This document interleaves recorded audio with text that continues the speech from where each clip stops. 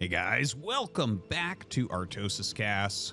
Today, I wanted to revisit Free here in the top left.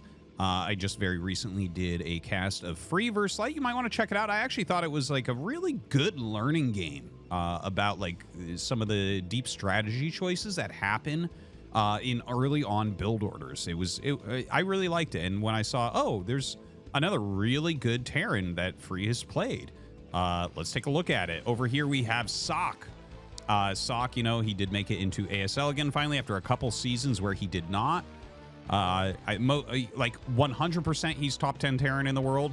I've seen him ranked as high as like 6th, or, you know, I think right now he's probably right around 7th best Terran in the world. Very, very strong. And definitely plays his own style. So should be fun here on Retro. And in fact, now that I think about it, I didn't even notice what map it was. But this is exactly what I want to see. Ssak is the type of player I think that excels on a map like Retro. Ssak is not someone you think of as a big-time macro Terran like Light. He's not someone that's like, okay, I'm going to take like 4 bases or 5 bases and just play this gigantic macro game. He's more of a technical player. So, you know, the 5-fact meta, the 6-fact meta, both things that are going to be good for him. He likes, you know, anything kind of high tech. Is he going to get a dropship early on? You know, maybe a later third base than a lot of players. But I do think that that can be a very good way to play Retro. If you take a turtled approach to Retro, it becomes very, very hard in Terran vs. Protoss, because basically if you let Protoss have map control, it's a problem. And I was actually thinking about this recently quite a bit. So instead of thanking you guys for checking out the video, I'm going to talk about some of my Retro Terran vs. Protoss thoughts, because I personally have a hard time here. I've seen a lot of Terran players have a hard time. And the big problem is this is a remake of Fighting Spirit, and it's much better than Fighting Spirit. But like, for instance, this is Sakk's third base. Okay, very defendable. You're going to see as the probe comes over here. Okay, the probe comes over and you see there's this central location that guards this entrance. Then it's like, well, you can wall this and just kind of take that, right? And so that's your 3-base quadrant here as Ssak or as a Terran player. The 4th base would be here, and it's kind of far away. You have to go way up here to get there, and it's there, right? So if you lose, or if Protoss has heavy map control, which happens anytime you play like a macro heavy, like upgrade Terran, 3 to 4 base type of play, if Protoss has that map control, these 2 bases are too far from each other. And with the small ramps, the only way to reinforce them, if Protoss uses their full might on either base, based on where your army is, they will kill it. Like you can't defend everything at once. Whereas on a map like Polypoid or a map like Vermeer, everything is a lot closer and you absolutely can defend 4 bases at once, right? This is a 12-base map. That's a 16-base map. That's the big difference. So you have to make sure that Protoss doesn't maintain a heavy map control on Retro, which is hard. You have to play like different styles, which again, I think that is something that, you know, Ssak kind of excels at. So I feel like he's a great player for me to watch here to learn more about Terran vs. Protoss on Retro. Anyways, I've been talking too much. A Zealot walked across the map rather casually and is actually dealing absurd amounts of damage to those Marines. Kills one, hurts another one, vultures out, whatever. That's all over. And during this time, we had the Nexus go down. That's a very fast Nexus. In fact, it's like almost 50% done by the time Ssak starts his. So a little bit of a greedy opener there, but it actually is going to work out fine, I think. Like, we could see an attempted small push from Ssak. Yeah, he does make the tank, so I think that is what we're going to see. He'll probably start a Marine here pretty shortly, like maybe get his upgrade going and then start a Marine. You know, basically, and he'll need mines as well, of course. You know, with a build this greedy, like, you don't have many units. You've already sacrificed a Zealot, and it was for like 1.5 Marines, which is not quite enough to sacrifice an early game unit. So Ssak may just go across the map after this. I am surprised he's not making another Marine if he's going to push. Generally, that's how it'll go. Is you'll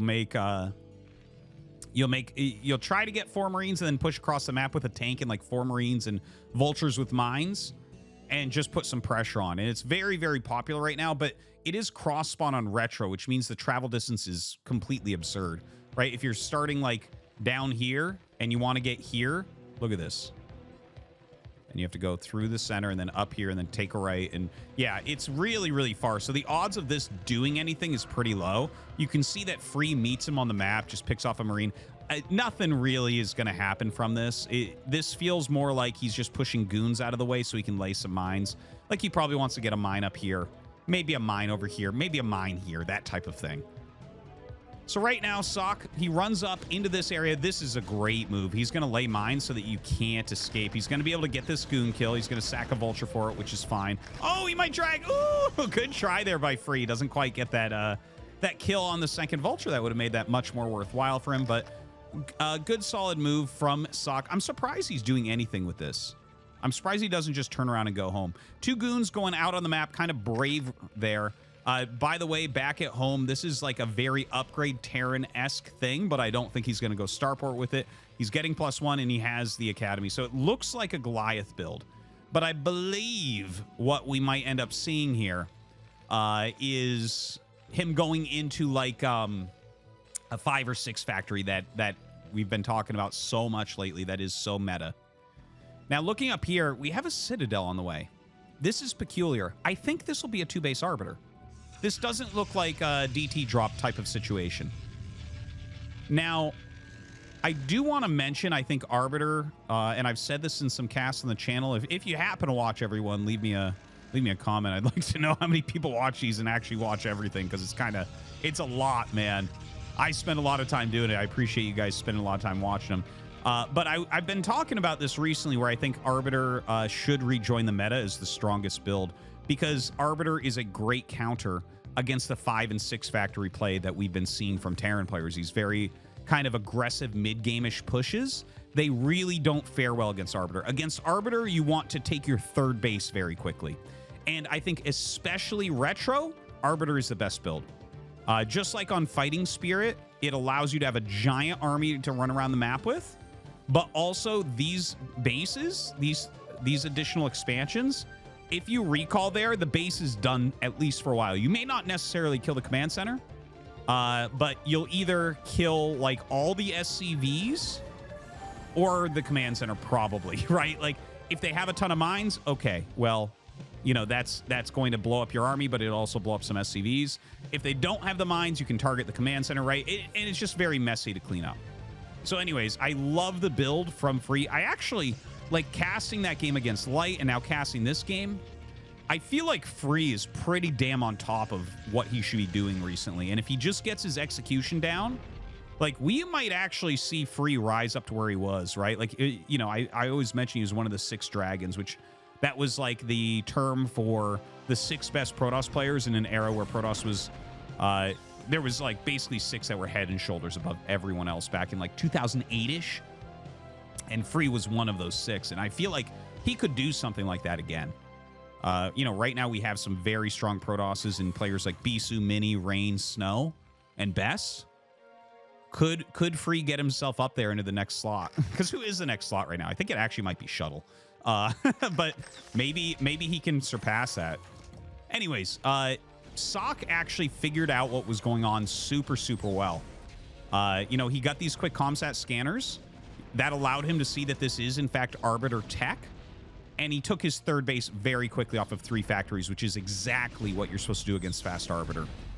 Now, for Ssak, what he's going to want to do is macro up super heavily now and get more upgrades. So he does have his science facility. He is getting double armory here. This is, dude, I love this. I love watching pro gamers just nail what they're supposed to do. There's something so satisfying, right, about them scouting, being like, okay, this is in theory what I should be doing, and they do it, and I love that. I love it. I live for it. So anyways, right now Ssak is doing a great job with his build, and I want to see if this is going to be like, does he want to go like bust and stasis? Does he want to go recall? I'm not sure what the plan for Free is yet. I wasn't paying close attention to the production tab, so I'm unsure. He could have already gotten stasis, I guess, but I don't think so. I don't think he's really gotten an upgrade, and he is going to want to do that pretty soon. Free is taking an additional Nexus, and he'll want to add a bunch of gates now. Like, you, at this point, 3 gates with Arbiter on 3 base into a 4th it's about as greedy as you can get. But when you see that your opponent did 3 factories into a third base, you know they can't attack you. So that becomes a very good play. Now, a bunch of gates coming up, and there will be a bunch more as well. Like, honestly, he should probably go to like 10 gates, maybe even more. Recall on the way. Not surprised to see this so quickly. Like I mentioned, these bases are extremely vulnerable to recall. Also, the main base is huge, which makes it hard to defend against recall in certain ways as well, right? There's like a lot of surface area. Like, how many turrets you want, right? You need 3 turrets to kill an Arbiter as it comes in. You can't stop it from recall. Just to make that clear. Turrets, literally, no matter how many you make, will not stop the Arbiter from recalling. But you'll need like 3 here, 3 here, 3 here. And then you can have your rally here, so that'll kind of defend it. So you need like 12 turrets to make sure the Arbiter even dies. Tough stuff. Anyways, I'm talking too much about strategy. We have a little drop here in the top right. And it's annoying, but it's not doing too much, right? He got a few probes here. Ooh, actually, the Vultures run up and are getting some very good quality probe kills here. Really good move. This was definitely overall a positive trade for Ssak. So that dropship doing a good job.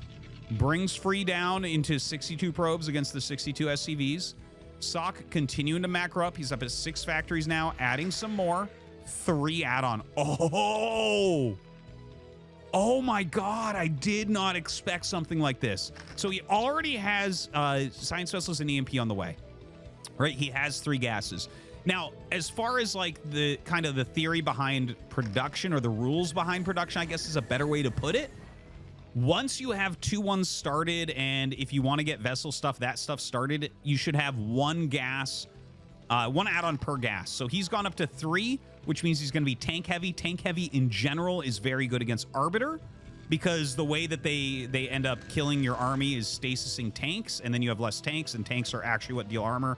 Vultures are mostly there to slow stuff down.